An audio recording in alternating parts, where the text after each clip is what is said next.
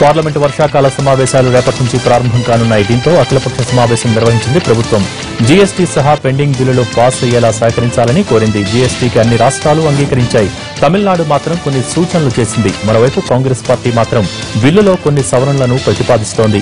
గత 2 సెషన్స్ నుంచి ఈ బిల్లు పాస్ అవుతుందంటూ ఊహాగానాలు రావడం, ఏదో ఒక అవాంతరాలు ఎదురై బిల్లు వెనక్కిపోతోంది. ఈసారి ఎలాగైనా బిల్లును గట్టెక్కించుకోవాలని ప్రభుత్వం భావిస్తోంది. జీఎస్టీతో పాటు ఇతర అంశాలపై కూడా అధికార విపక్షాలన్నీ వ్యూహాలు సిద్ధం చేశాయి. అరుణాచల్ ప్రదేశ్, ఉత్తరాఖండ్, కాశ్మీర్ అంశాలపై అధికార పార్టీని నిలదీయాలని కాంగ్రెస్ భావిస్తోంది. ఇదే అంశాలపై చర్చించేందుకు నిన్న సోనియా గాంధీ నివాసంలో పార్టీ ముఖ్య నేతలంతా సమావేశమయ్యారు. తెలుగు రాష్ట్రాలకు సంబంధించి కూడా టీడీపీ, వైసీపీ, టీఆర్ఎస్ ఎంపీలు వేరువేరుగా సమావేశమై వ్యూహరచన చేశారు.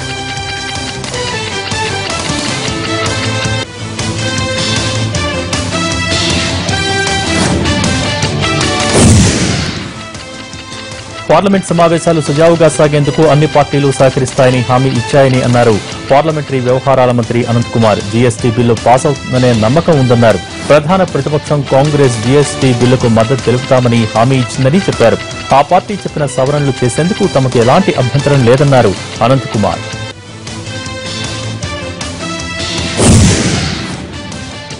రేపటి నుంచి జరగనున్న పార్లమెంట్ సమావేశాల్లో ప్రత్యేక హోదా, ఏపీకి రావాల్సిన నిధులపైనే దృష్టి పెడతామని అన్నారు టీడీపీ ఎంపీ తోట నరసింహం. రాష్ట్రానికి రావాల్సిన నిధులు త్వరితగతిన విడుదల చేయాలని డిమాండ్ చేస్తామన్నారు. ప్రత్యేక హోదాపై కేంద్ర ప్రభుత్వం సాధ్యాసాధ్యాలను పరిశీలిస్తోందని ఆయన వివరించారు.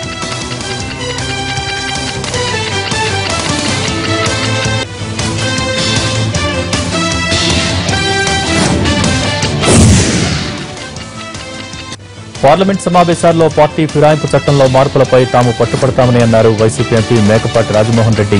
స్పీకర్ చేతుల్లో ఉన్న అధికారులను ఎన్నికల కమిషన్కు అప్పజెప్పాలని టీడీపీ డిమాండ్ చేస్తోందని అన్నారు. దీంతో పాటు ఏపీకి స్పెషల్ స్టేటస్, ప్రత్యేక రైల్వే జోన్పై పార్లమెంట్లో నిలదీస్తామని అన్నారు మేకపాటి.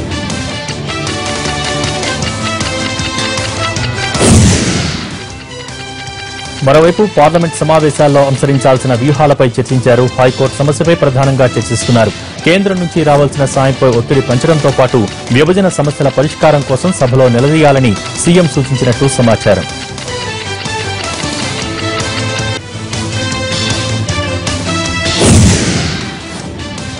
మరోవైపు అరుణాచల్ ప్రదేశ్, ఉత్తరాఖండ్, కాశ్మీర్ అంశాలపై ఈ సమావేశాల్లో ప్రశ్నిస్తామని అంటోంది కాంగ్రెస్.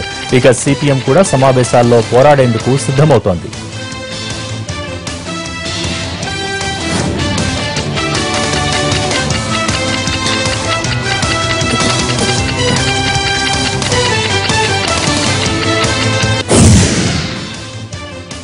పార్లమెంటు సమావేశాల్లో ప్రజా సమస్యలు చర్చకు రావాలని ఆకాంక్షించారు కేంద్ర మంత్రి వెంకయ్యనాయుడు.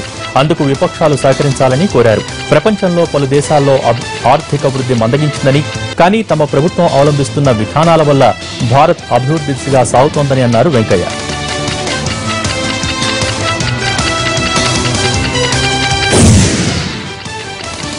దేశంలోనే తొలిసారిగా హైదరాబాద్లో ఈ కోర్టు ప్రారంభమైంది. ఉమ్మడి హైకోర్టులో ఈ కోర్టు సేవలను సుప్రీంకోర్టు న్యాయమూర్తి జస్టిస్ మదన్ బి లోకూర్ ప్రారంభించారు. కక్షిదారులకు వేగంగా న్యాయం అందించడమే ఈ కోర్టుల లక్ష్యమన్న లోకూర్ న్యాయమూర్తులు టెక్నాలజీని బాగా వినియోగించాలని సూచించారు.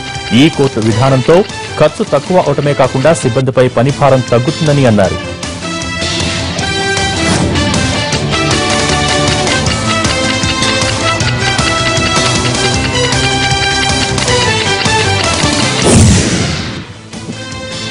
రాష్ట్రంలో ప్రాజెక్టులు పూర్తి చేస్తే వైసీపీకి పుట్టగతులు ఉండబోవని అన్నారు మంత్రి దేవినేని ఉమ. పట్టిసీమ ద్వారా రాయలసీమకు నీళ్లు ఇవ్వటాన్ని జగన్ ఎందుకు వ్యతిరేకిస్తున్నారని ప్రశ్నించారు.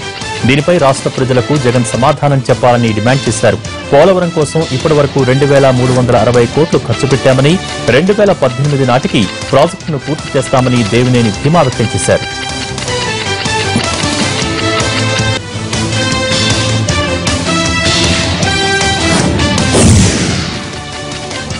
ఏపీ సీఎం చంద్రబాబు రేపు కర్నూలు జిల్లాలో పర్యటించనున్నారు. జిల్లాలో పుష్కర పనులను సమీక్షిస్తారు. రేపు ఉదయం నగరానికి చేరుకుని కలెక్టరేట్లో ఉన్నతాధికారులతో సమీక్ష జరుపుతారు. అనంతరం హెలికాప్టర్లో సున్నిపెంట చేరుకుని అక్కడి నుంచి రోడ్డు మార్గంలో శ్రీశైలం వెళ్తారు. మొదట మల్లికార్జున స్వామిని దర్శించుకుని ఆ తర్వాత పుష్కర పనులను పరిశీలిస్తారు. సీఎం పర్యటన సందర్భంగా శ్రీశైలంలో ఏర్పాట్లు ముమ్మరంగా సాగుతున్నాయి. పోలీసులు నల్లమల అటవీ ప్రాంతంలో గాలింపు చేపట్టారు. హెలీప్యాడ్, సున్నిపెంట, శ్రీశైలం మార్గంలో బాంబ్ స్క్వాడ్ తనిఖీలు చేపట్టింది.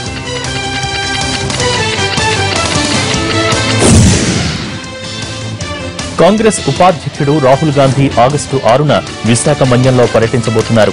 బాక్సైట్ తవ్వకాలను వ్యతిరేకిస్తున్న స్థానిక గిరిజనులకు సంఘీభావం తెలుపుతారు.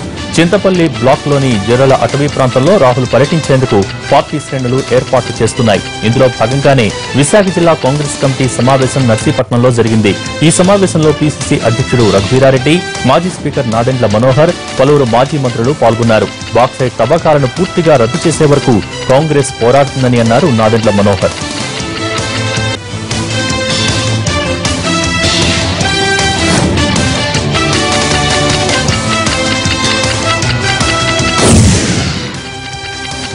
హైదరాబాద్ చిత్రపురి కాలనీలో నిర్వహించిన హరితహారంలో మంత్రులు తలసాని శ్రీనివాస్ యాదవ్, మహేందర్ రెడ్డి పాల్గొని మొక్కలు నాటారు.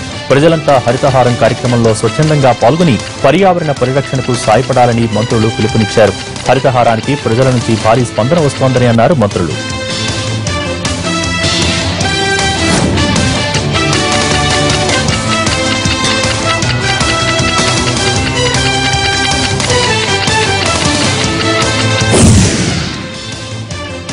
కరీంనగర్ జిల్లా కాళేశ్వరం ఆలయ ప్రాంగణంలో జరిగిన హరితహారంలో పాల్గొన్నారు ప్రముఖ హాస్య నటుడు వేణుమాధవ్. ఈ సందర్భంగా కుటుంబ సభ్యులతో కలిసి మొక్కలు నాటారు. ప్రతి ఒక్కరూ హరితహారంలో పాల్గొనాలని పిలుపునిచ్చారు వేణు. అనంతరం కుటుంబ సభ్యులతో కలిసి స్వామిని దర్శించుకున్నారు.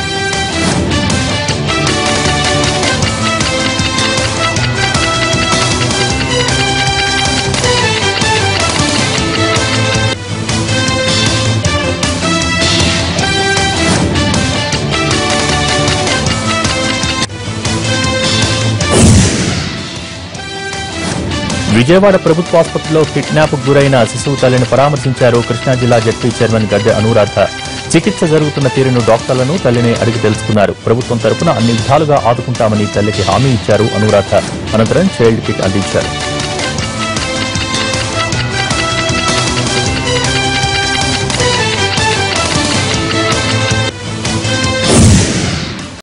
అనుమానంతో కట్టుకున్న భార్యను కడతీర్చేందుకు ప్రయత్నించాడు ఓ భర్త. విజయవాడ పెజ్జోనిపేటలో ఈ ఘటన జరిగింది. మహేష్, భార్య తేజస్విని మధ్య కుటుంబ తగాదాలు వచ్చాయి. మరోవైపు భార్యపై అనుమానం కూడా మొదలైంది. ఇవాళ మధ్యాహ్నం చర్చి నుంచి ఇంటికి వస్తున్న భార్య మీద కత్తితో దాడి చేశాడు మహేష్. ఆ తర్వాత అక్కడి నుంచి పారిపోయాడు. ఈ దాడితో తేజస్వినికి తీవ్ర గాయాలయ్యాయి. ఆమెను ఆసుపత్రికి తరలించి చికిత్స అందిస్తున్నారు.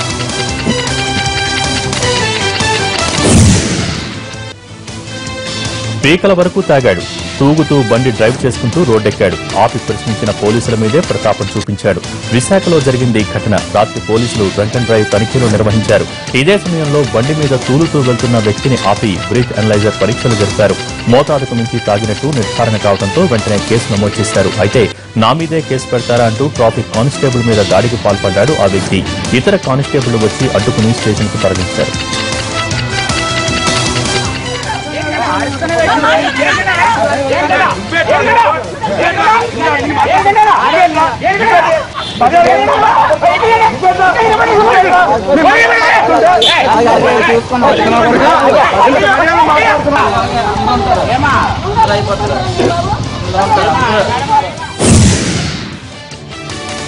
హైదరాబాద్ లో ఉన్న గ్యాంగులు సరిపోవన్నట్టు మరో కొత్త బ్యాచ్ కూడా ఎంటర్ అయి దోపిడీలకు పాల్పడుతోంది. ప్రస్తుతం బావురియా గ్యాంగ్ తో పరేషాన్ అవుతున్న వారికి ఇప్పుడు భీవండి బ్యాచ్ తలనొప్పిగా మారింది. ఒకే రోజు 4 చోరీలు చేసిన బ్యాచ్ తో ప్రజలు భయభ్రాంతులకు గురయ్యారు. పోలీసులకు ఫిర్యాదు చేయడంతో టాస్క్ ఫోర్స్ రంగంలో దిగి భీవండి బ్యాచ్ లో 5గురిని పట్టుకున్నారు. గ్యాంగ్ లీడర్ షాప్ పరారీలో ఉన్నట్టు తెలుస్తోంది. మిగిలిన వారి కోసం టాస్క్ ఫోర్స్ సిబ్బంది గాలిస్తున్నారు. తూర్పుగోదావరి జిల్లా జగంపేటలో ఘోర రోడ్డు ప్రమాదం జరిగింది. 16వ నెంబర్ హైవే మీద జరిగిన యాక్సిడెంట్లో 3 యువకులు అక్కడికక్కడే మరణించారు. రాజమండ్రి నుంచి తుని వెళ్లే రోడ్డులో ఓ సామిల్లుకు చెందిన ట్రాక్టర్ ఆగి ఉంది.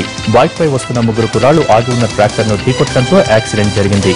ఈ 3 యువకులు పశ్చిమ గోదావరి జిల్లా పోలవరం మండలం దొడ్డపూడికి చెందిన షేక్ సాయి, ఒరుగంటి శ్రీహరి, ఒరుగంటి దుర్గారావుగా గుర్తించారు.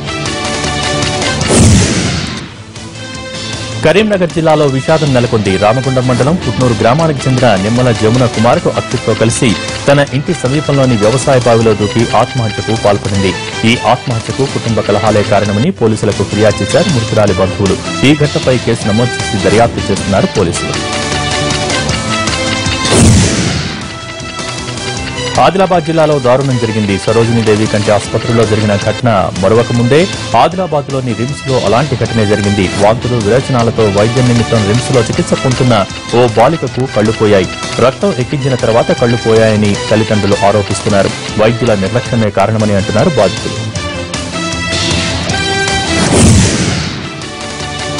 అనంతపురం జిల్లా గుంతకలలో ఎస్ఎల్వి థియేటర్ దగ్గర భారీ అగ్ని ప్రమాదం జరిగింది. థియేటర్కు దగ్గరలోని ఓ టింబర్ డిపోలో మంటలు అంటుకున్నాయి. షార్ట్ సర్క్యూట్ జరగడంతో డిపోలో ఉన్న చెక్కలు, కలప అంతా అగ్నికి ఆహుతైంది. దీంతో భారీ ఎత్తున మంటలు ఎగిసిపడ్డాయి. అగ్నిమాపక సిబ్బంది మంటలాపారు. దాదాపు 90 లక్షలకు పైగా ఆస్తి నష్టం జరిగినట్లు అంచనా వేస్తున్నారు.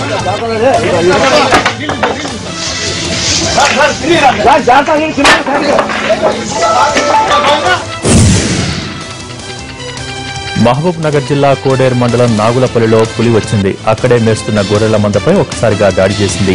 ఓ మేకను పట్టుకుని చంపి తినేసింది. ఆ సమయంలో కుక్కలు అరవటంతో పారిపోయింది ఆ పులి. చాలా రోజుల నుంచి పులి వచ్చి తమ మేకల్ని తినేస్తోందని, జనం మీద కూడా దాడి చేసే అవకాశం ఉందని అటవీశాఖ అధికారులకు ఎన్నిసార్లు చెప్పినా ఎవరూ స్పందించడం లేదని స్థానికులు ఆగ్రహం వ్యక్తం చేస్తున్నారు. ఏ క్షణాన పులి తమపై దాడి చేస్తుందోనని ఆందోళన వ్యక్తం చేస్తున్నారు. సోమవారం నాడు కల్వకుర్తి ఎత్తిపోతల పథకం లిఫ్ట్ 3 డ్రై రన్ నిర్వహించాలని అధికారులను ఆదేశించారు తెలంగాణ ఇరిగేషన్ శాఖ మంత్రి హరీష్ రావు. ఈ సీజన్లో కృష్ణానదికి నీళ్లు పుష్కలంగా వచ్చే అవకాశం ఉన్నందున lift 2 trial run, lift 3 dry run ను వెంటనే నిర్వహించి సిద్ధంగా ఉండమని ఆదేశాలు ఇచ్చారాయన. ఇరిగేషన్, జెన్కో ఉన్నతాధికారులతో వీడియో కాన్ఫరెన్స్ నిర్వహించిన హరీష్ రావు ఎత్తిపోతలకు విద్యుత్ సమస్య రాకుండా జాగ్రత్తలు తీసుకోమని సూచించారు. మహబూబ్ నగర్ జిల్లాలోని ప్రాజెక్టులను యుద్ధ ప్రాతిపదికన పూర్తి చేసేందుకు చర్యలు తీసుకుంటున్నామని అన్నారు మంత్రి.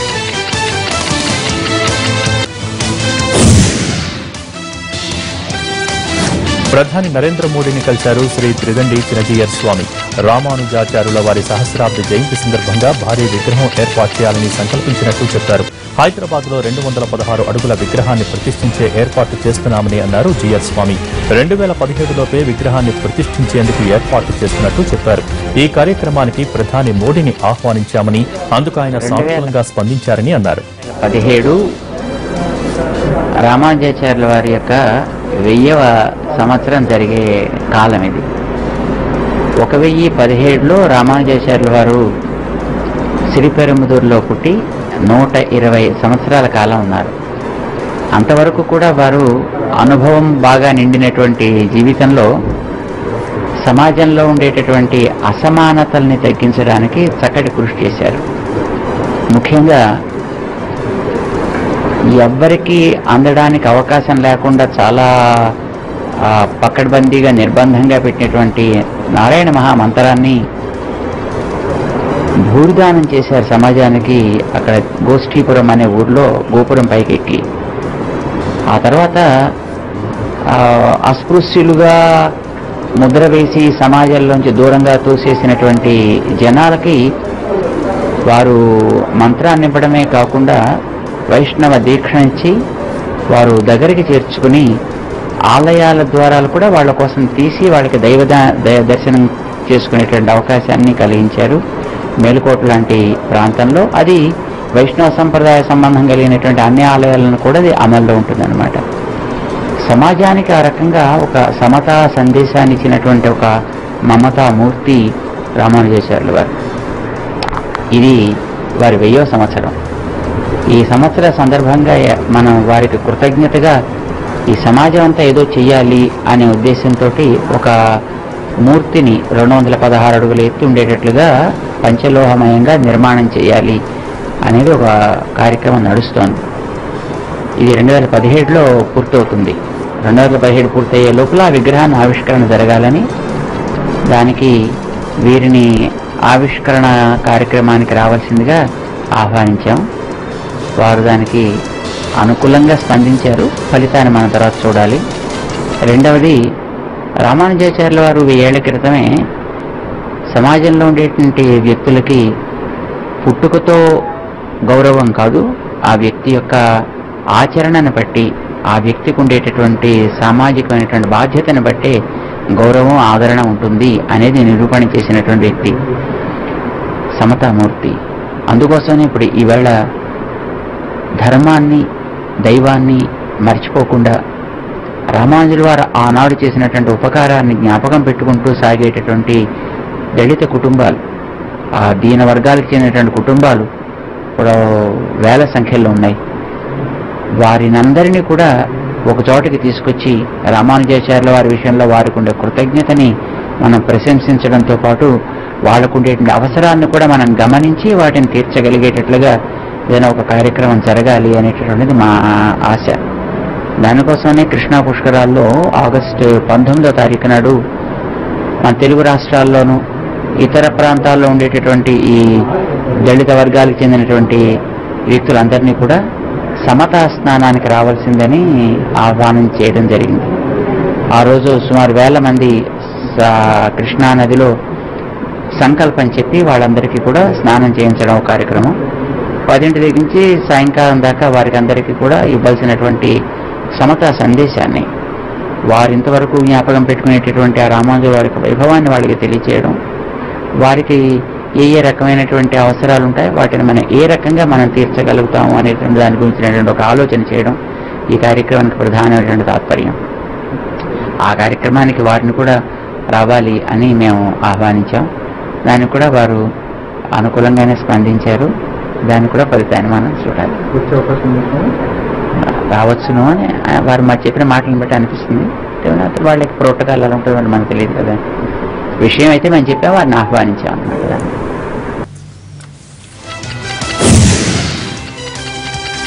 బెజవాడ ఇంద్రకీలాద్రిపై శాకంబరి ఉత్సవాలు ఘనంగా జరుగుతున్నాయి. 3 రోజుల పాటు అమ్మవారు శాకంబరి అలంకరణలో భక్తులకు దర్శనమిస్తారు. ఇవాళ సెలవు దినం కావడంతో దుర్గమ్మను దర్శించుకునేందుకు వేల సంఖ్యలో ఇంద్రకీలాద్రికి చేరుకున్నారు భక్తులు. ఆలయ ప్రాంగణం మొత్తం కూరగాయలతో అలంకరించారు.